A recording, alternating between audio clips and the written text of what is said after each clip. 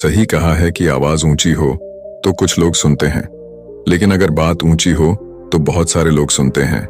नमस्कार दोस्तों, एक छोटी सी कहानी। ये कहानी एक लड़के की 24 साल का लड़का जो सेठ के यहाँ पर नौकरी करता था। उसके माँ बाप इस दुनिया में नहीं थे। जिंदगी बड़ी परेशानी में चल रही थी। वो जाता था, रोजाना पैसे कमा करके घर आता था, खाना बनाता था, खाता था, सो जाता था। एक दिन उसने देखा कि एक बूढ़ा फकीर अपनी पीठ पर 3 ठेले लेके एक शहर से दूसरे शहर की ओर जा रहा था। वह काफी बूढ़े भी थे और काफी देर से वह यूं ही सफर कर रहे थे और आखिरकार कुछ दूर और सफर करने के बाद वह चलते चलते थक कर एक पेड़ के नीचे बैठ गए। तभी उनकी नजर एक नौजवान युवक पर पड़ी जो उसी रास्ते से जा रहा था और वह भी उसी दिशा में जा रहा था जिस दिशा में उन बूढ़े फकीर को जाना था। तभी वह लड़का उन बूढ़े फकीर के पास से होकर गुजरा। इस पर वह फकीर उस लड़के से कहते हैं, सुनो बेटा, क्या तुम मेरी थोड़ी सी मदद कर सकते हो? ये ठेला बहुत भारी है और मैं बूढ़ा हो चुका हूं। मैं ज्यादा समय तक इनका बोझ नहीं उठा सकता और मैं बहुत थक भी चुका हूं। तो क्यों ना तुम मेरे एक ठेले को ले लो और मुझे उस दूसरे गांव तक पहुंचा दो। इसके बदले में मैं तुम्हें 3 स्वर्ण मुद्राएं दूंगा।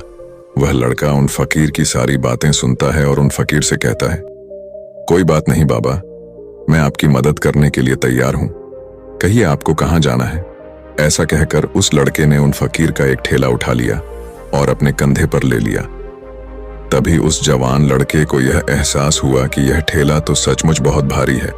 वह लड़का और फकीर दोनों रास्ते में आगे की ओर बढ़ चले। कुछ दूर आगे चलने के बाद देखते ही देखते वह गांव खत्म होने लगा और अब एक सुनसान रास्ता आगे की ओर जा रहा था। वे दोनों अपने मार्ग में मस्त होकर आगे की ओर बढ़ रहे थे।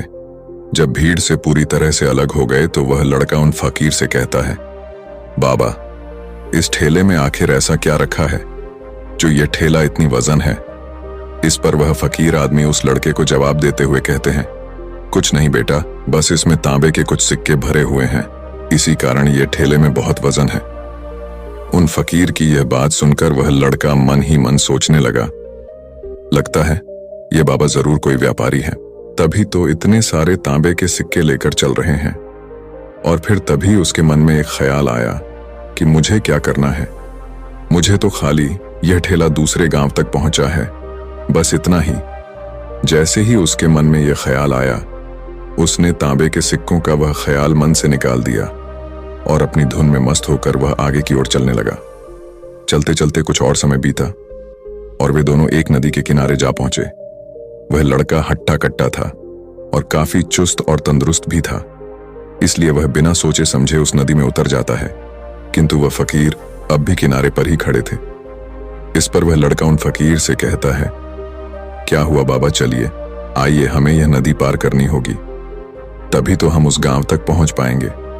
इस पर वह फकीर उस लड़के से कहते हैं, मैं जानता हूं बेटा कि हमें यह नदी पार करनी ही होगी, लेकिन जैसा कि तुम जानते हो मैं अब बूढ़ा हो चुका हूं और 2-2 ठेले लेकर मैं यह नदी पार नहीं कर सकता। कहीं मेरा पांव फिसल गया तो क्या होगा? क्या तुम मेरी एक और गठरी ले सकते हो? मैं तुम्हें इसके बदले भी 3 स्वर्ण मुद्राएं दूंगा। इस पर वह लड़का मुस्कुराते हुए उन फकीर से कहता है, बाबा, आप मुझे शर्मिंदा कर रहे हैं। यदि आप मुझे स्वर्ण मुद्राएं ना भी दें तो भी मैं आपका कार्य अवश्य करूंगा। मैं आपको उस दूसरे गांव तक जरूर पहुंचाऊंगा। इस पर वो फकीर मुस्कुराते हुए उस लड़के से कहते हैं, बेटा, तुम तो बड़े ही भले इंसान लगते हो। इतना कहकर उन्होंने वह दूसरी गठरी भी उस लड़के को थमा दी। उस लड़के ने जब वह दूसरी गठरी अपने कंधे पर रखी तो वह गठरी भी उसे बहुत ज्यादा भारी लगी, लेकिन उसने वहां पर कुछ नहीं कहा। जैसे तैसे उन दोनों ने नदी पार की। नदी पार करने के बाद बातों बातों में ही उस लड़के ने उन फकीर से कहा, बाबा, आखिर इस दूसरी गठरी में क्या है? ये गठरी भी बहुत वजन है। इस पर वह फकीर उस लड़के को जवाब देते हुए कहते हैं, बेटा, इसमें चांदी के सिक्के हैं, इसी कारण यह गठरी भी बहुत वजन है।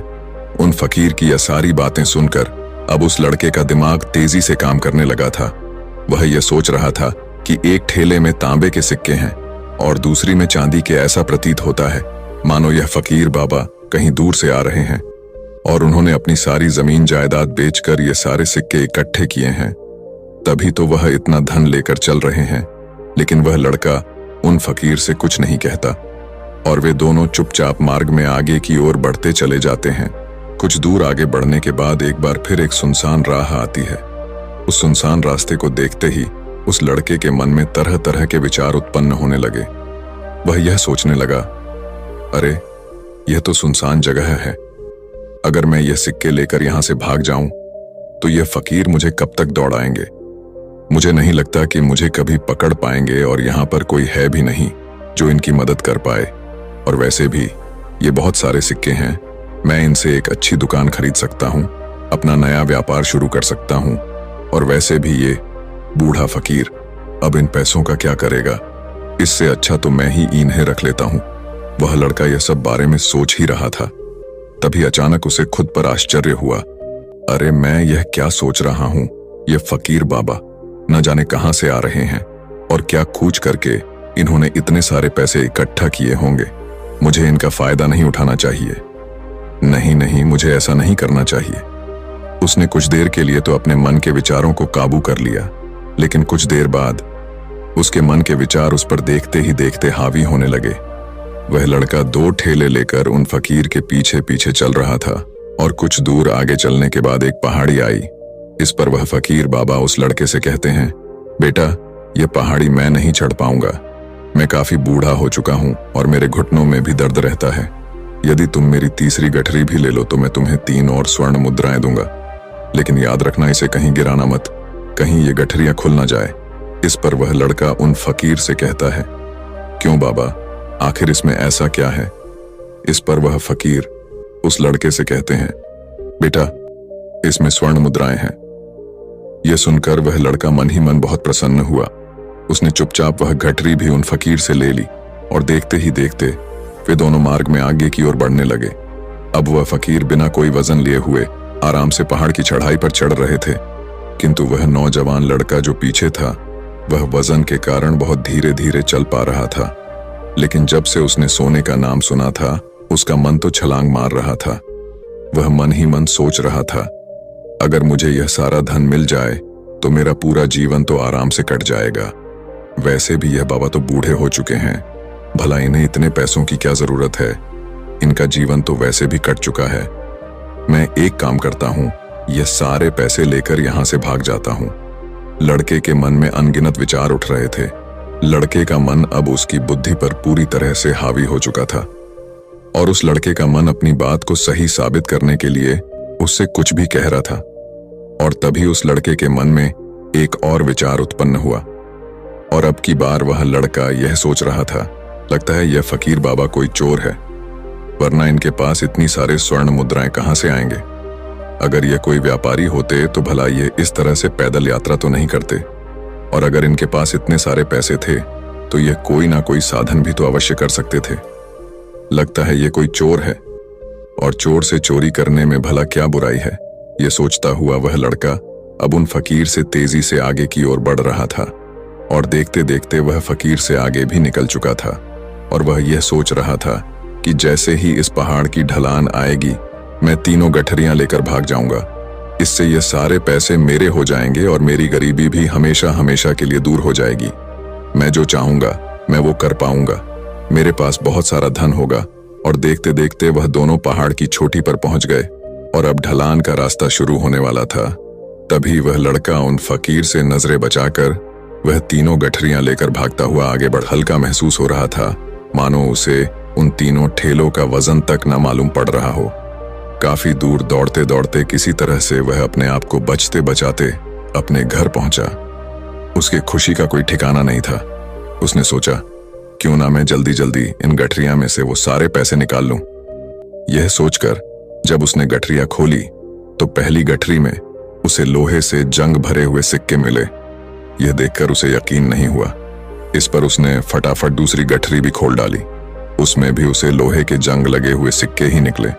यह सब देखकर वह लड़का बड़ा हैरान था। आखिर यह सब क्या हो रहा है? उन फकीर ने तो मुझसे और ही कुछ कहा था। अब उसने वह सोने वाली गठरी खोली और उसमें भी लोहे के जंग लगे हुए सिक्के ही निकले। यह देखकर वो लड़का बड़ा क्रोधित हुआ। उसने सोचा, उन फकीर ने मुझसे झूठ क्यों कहा? उन्होंने मुझसे ऐसा क्यों कहा कि एक में तांबे के सिक्के हैं, एक में चांदी के और तीसरे में स्वर्ण मुद्राएं हैं। वह यह सब सोच ही रहा था कि तभी उसकी नजर उस थैले में पड़े एक पत्र पर पड़ी। उसने वह पत्र उठाया और उस पत्र में लिखा था, यह पूरा नाटक ईमानदार व्यक्ति की खोज करने के लिए रचा गया है और मैं इस राज्य का राजा हूं। मेरी कोई संतान नहीं और इसीलिए मैंने यह षड्यंत्र रचा है ताकि मैं अपने राज्य में किसी एक ऐसे ईमानदार व्यक्ति की खोज कर सकूं जो मेरे बाद इस राज्य का राजा बन सके और इस राज्य भार को संभाल सके। और इस राज्य का भार वही संभाल सकता है जो पूरी तरह से ईमानदार हो, जिसके मन में किसी प्रकार का कोई लालच ना हो। इतना पढ़ते ही वह लड़का जोर जोर से चिल्लाने लगा। वह सर पकड़कर बैठ गया। वो यह जानता था कि यदि वह अपने मन के विचारों पर काबू कर लेता तो उसका जीवन संवर सकता है, लेकिन वह अपने मन के विचारों पर काबू नहीं कर पाया। दोस्तों, महात्मा बुद्ध कहते हैं कि मन ही सब कुछ है। आप जो सोचते हैं वही बनते हैं। इसलिए आपका सबसे बड़ा दुश्मन भी आपको उतना नुकसान नहीं पहुंचा सकता जितना कि आपके मन के यह अनियंत्रित विचार पहुंचा सकते हैं। महात्मा बुद्ध कहते हैं, अपने भीतर ध्यान से देखो। हमारे भीतर जो विचार चल रहे हैं वही विचार शब्द बनते हैं और शब्द कर्म के रूप में प्रकट होते हैं। बार बार दोहराने पर कर्म बर्ताव में बदलता है और धीरे धीरे समय के साथ बर्ताव चरित्र में परिवर्तित हो जाता है और यही चरित्र हमारे भाग्य का निर्माण भी करता है। इसलिए हमें हमेशा अपने विचारों के प्रति सजग होना बहुत आवश्यक है। हमें जागरूक होना बहुत आवश्यक है। हमें यह जानना जरूरी है कि हमारे मन में किस प्रकार के विचार आ रहे हैं। आगे महात्मा बुद्ध कहते हैं कि कमजोरी हमेशा छोटे विचार से शुरू होती है।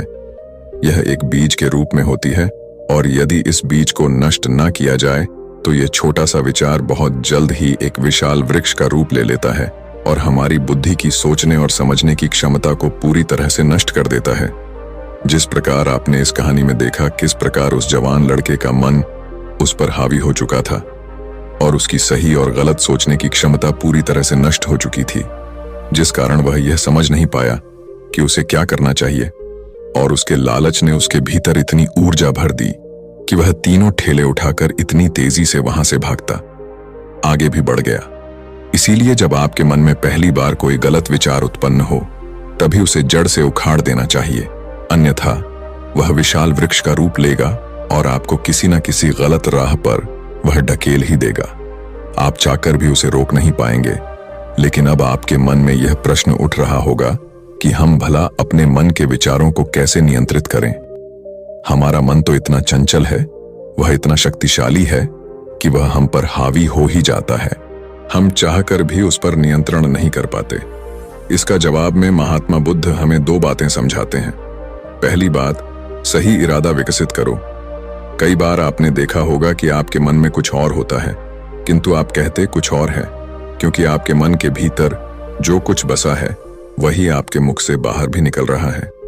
लेकिन जब हमसे वह गलती हो जाती है तो उसके बाद हमारा मस्तिष्क अच्छी तरह से काम करना शुरू कर देता है।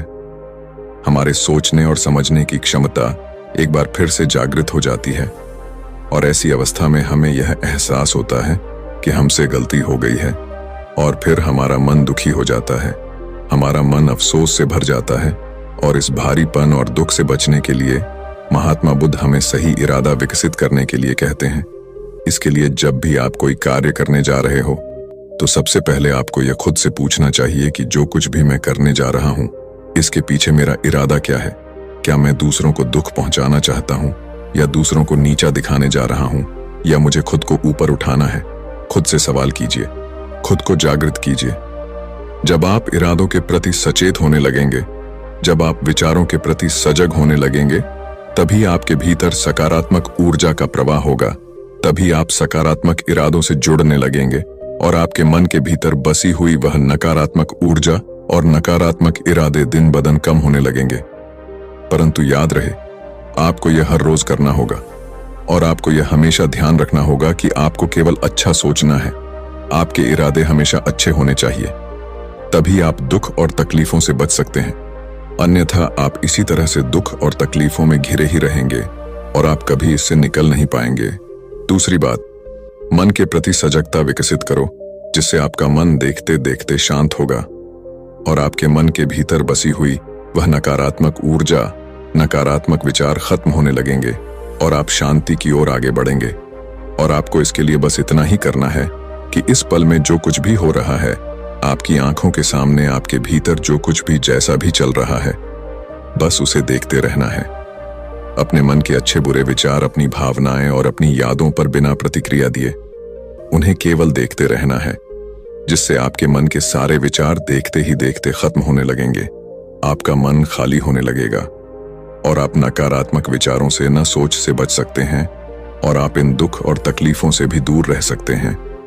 इसीलिए महात्मा बुद्ध कहते हैं, जो स्वयं को देखता है वही सबसे बड़ा तपस्वी है।